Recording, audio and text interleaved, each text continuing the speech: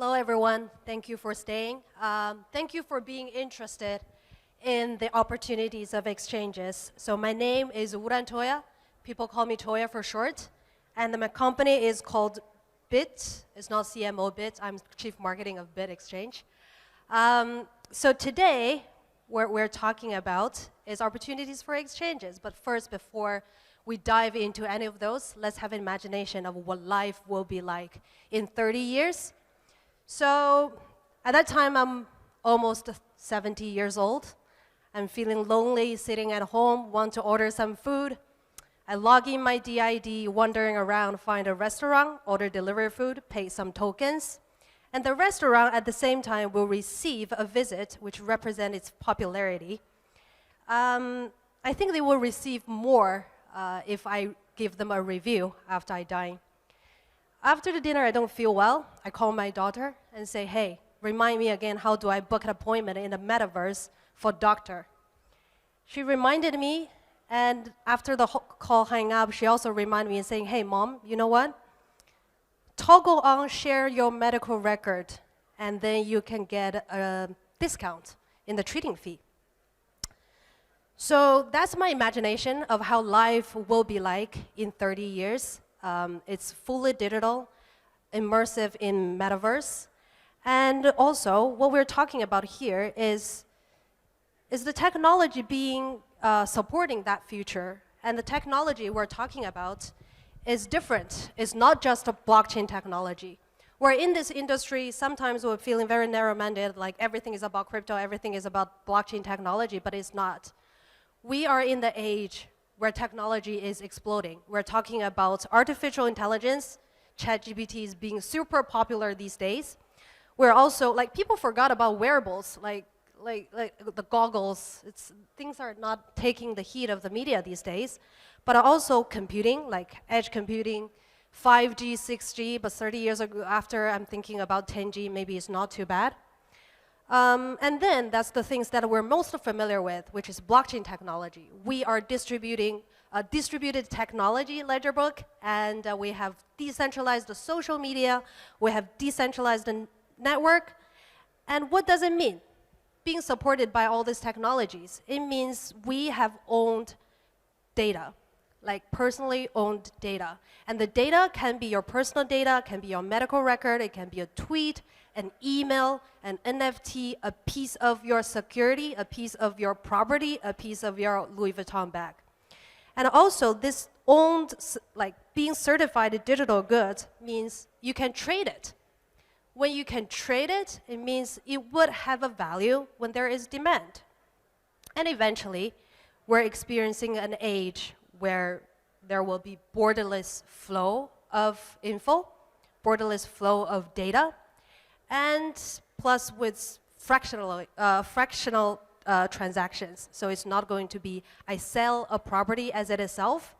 It's not going to be like, oh, this is something that I sell as a whole, but it will be fractionalized as like 1% or 8 digits after the dot.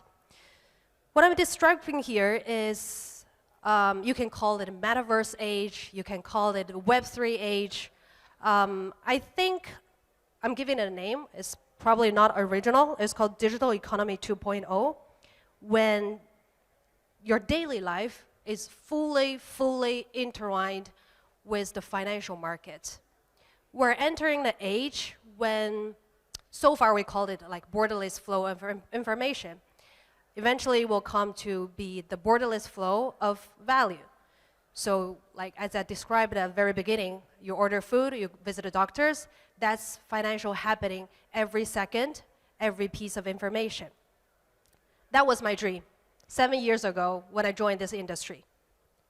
Very, very beautiful, bright in future. And after that, this is what happened in 2022. The reality taught me a very harsh lesson. Each logo above on this slide contribute great story resource for Netflix show. And I have advice for Netflix. Take your time of developing these stories, because people who are interested in these stories may not be able to afford Netflix subscription anytime soon. So we are witnessing last year 50 billion valuation. This is incomplete calculation, by the way. Valuation of companies filed bankruptcy. And we're witnessing 0.7 trillion market value being wiped out by Terra Luna alone over around 1 week time, if we still remember. So these are the things that happened in 2022. But if we zoom out, cryptocurrency, since the birth of Bitcoin, it has been 14 years. 14 years, what did we do? This is just some numbers that I can share. We have 22,000 type of tokens.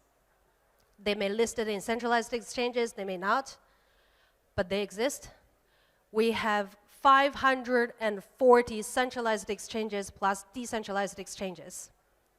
And in the spot market, we are witnessing, this is the latest number, around 60 billion daily trading volume on spot market alone.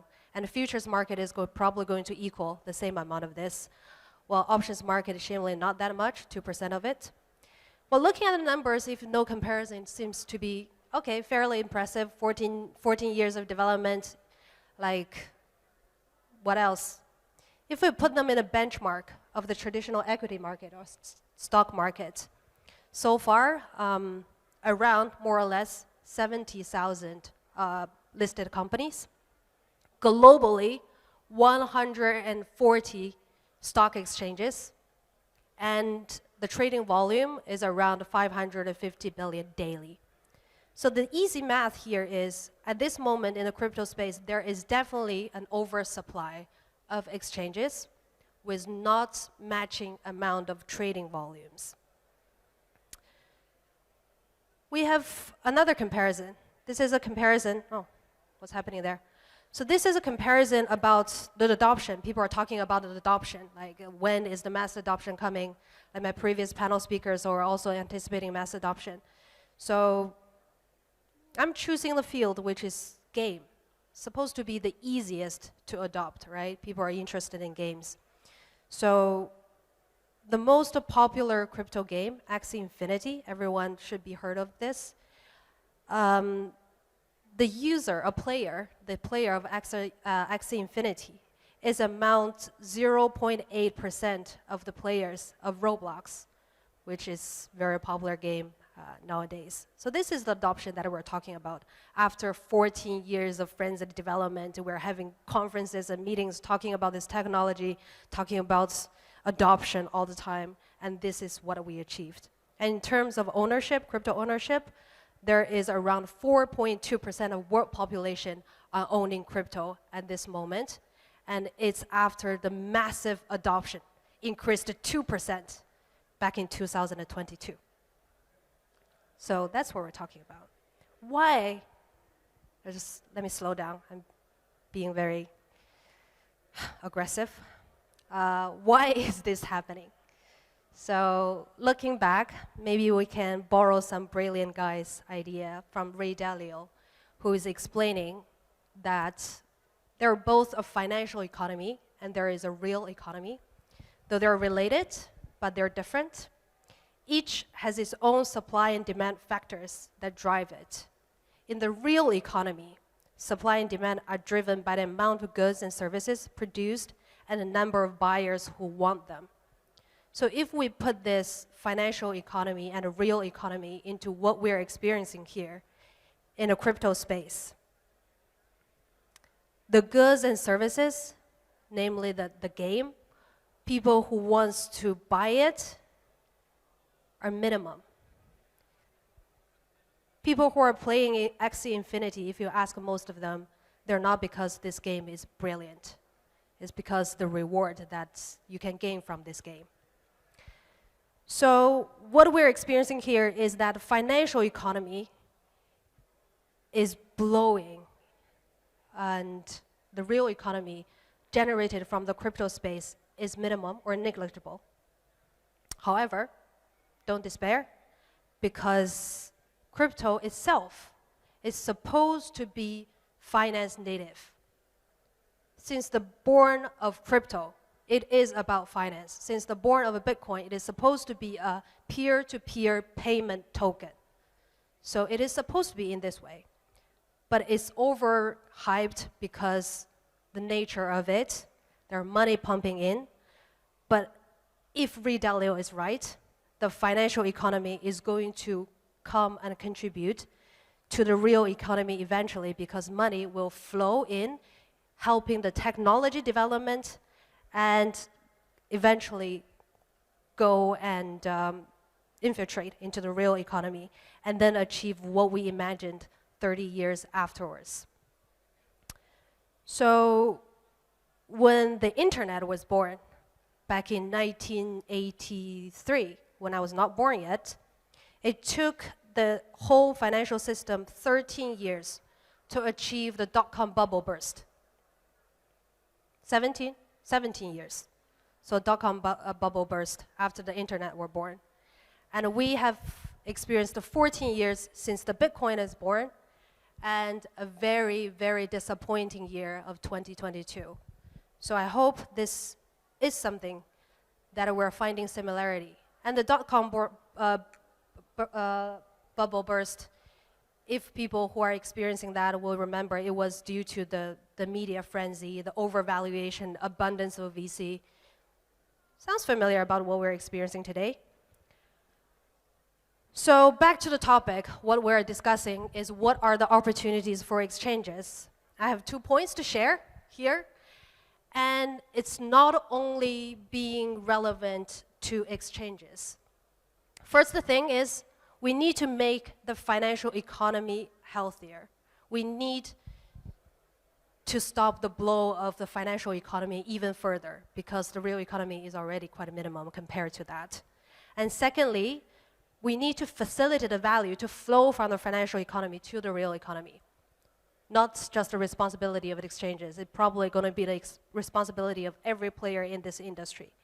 And how can we make the financial economy healthier? The reason of all these companies collapsed that I was mentioning before was due to not only just over-financed ecosystem, like issuing token, lending and borrowing, staking, like inflate the whole space, but also because there is not appropriate market structure, risk management, regulations, third-party monitoring, many things that we can think of. So the solution we're talking about first is about market specialization. This was crypto exchanges landscape before. Well, still. So you run a crypto exchange, you run a launchpad to support new tokens listing. You have lending and a borrowing business. You have trading business, of course, that's the core. You have a wallet, NFT, staking, asset management, custody, DeFi, everything at once. Recently, even CZ said, oh, it's a great idea. Somebody please do it because we can't do everything. So what we are experiencing here is that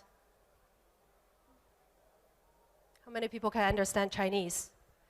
There is an old saying in first line of Romance of Three Kingdoms, 天下大事，分久必合，合久必分, which means the world's general situation matches the long dividing and divides the long matching. So we just said we have an oversupply of exchanges. It's going to merge. Some will be outdated. And there will be conglomerates. But this style is hard to scale. If you think about it, like we kind of have several, 3 or 4, like huge superpower exchanges. It's hard to scale. You can't penetrate a market. You can't help with the adoption. You're only scratching the surface of the 4.2% of the populations in the world. It adds complexity to the compliance. So the compliance is going to say, oh, you're running exchange business, you're running a custody business, you're running a financial service businesses because you have lending and borrowing. And also it hinders healthy competition. So for exchanges, we're proposing like the opportunity is pragmatic market segregation and specialization. Before me, there was a panel talking about custody and security. And we're very like to hear the similar ideas that, oh, users are getting their fund in a custody, in the self-custody wallet. And what afterwards? What if they want yield? They want to trade. They want staking in DeFi. So they need to move the fund out. What if you don't? You don't need to move fund out. You can conduct all these things. So there is a layer, service layer, because out here I can't see it. There's a service layer, there's custodians, brokers, prime brokers, asset managers, self-custody. That's the service layer that users are interacting directly to keep the security and keep the ownership of their token. And there is a liquidity layer, which is centralized exchanges or decentralized exchanges, depending which is your requirement. If you want deeper liquidity, you go to centralized exchanges. If you just want new token, you go to decentralized exchanges. If you want DeFi, that's another story that we can take. And underneath, there is infrastructure layer, which a lot of us in this industry are building, like layer 2, layer 0, layer 3, and bridges, cross-chain protocols, interoperabilities building, and there are blockchains, of course. So when users are interacting, it's like the internet. They don't need to go to internet and write code about things themselves because there's a service layer, people can interact. And most importantly, what we are advocating is off-exchange settlement. So this is something that will solve the problem that FTX is creating. Like they're moving users' fund here and there. So yeah, this is like market segregation and specialization. I think my previous panel would also love to hear about this idea because meaning they are the first contact point of users' money. And of course, as financial market matures, there will be, as cryptocurrency exchanges as us, which is specialized options trading, would advocate for more advanced and sophisticated risk management trading instrument, which would be like crypto options trading. And now we only have Bitcoin and Ethereum dominant as the crypto options trading, and altcoins will gradually being picked up. So until now, you were probably thinking, oh, this lady is feeling agnostic about traditional finance after a one disappointment year of development of this industry. She's replicating what's existed for the past 50 years that are developed in traditional market. First, on my defense, it developed into this structure for a reason. And secondly, in the crypto blockchain space, there is specialty and uniqueness, which is about Web3, which comes back to what my point was. If you imagine like Google, Facebook, Uber, all these type of businesses as Web2, and what we described originally, including OpenSea as Web3, exchanges should play as character, we can call it hybrid or Web 2.5, because, where is it? Here. So centralized exchanges or decentralized exchanges are interacting with the infrastructure layer immediately, like directly. So there is possibility for the exchanges to provide services to the Web3 space and build portals to DeFi or DAO and advocate for everything that is growing from there. And you aggregate users' integration, creating portals to the Web3, and that's where you also can interact with the future economy, which is Web3 or Digital Economy 2.0, that we just gave the name to. So coming back to my point, that there are 2 pointers that we can give. Opportunities for exchanges. First, make the financial economy healthier by adopting market specialization. And second, to facilitate the value to flow from financial economy to the real economy by encouraging money and user adoption to the Web3 space through the exchanges as a portal. If you can think of other portals, welcome, but exchanges so far is still one of the most interactive places in the crypto space. Thank you. That's my speech.